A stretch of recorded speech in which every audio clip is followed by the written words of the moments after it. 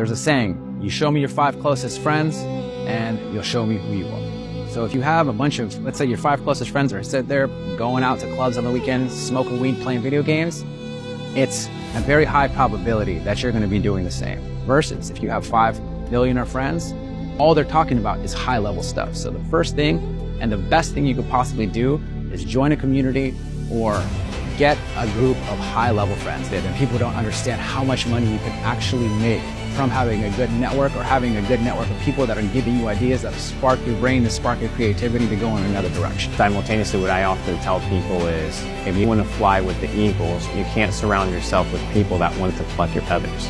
You need to surround yourself with people that are going to elevate your spirit, that are going to elevate your intellect, and that are going to challenge you. That is the fastest way to level up that you can possibly know.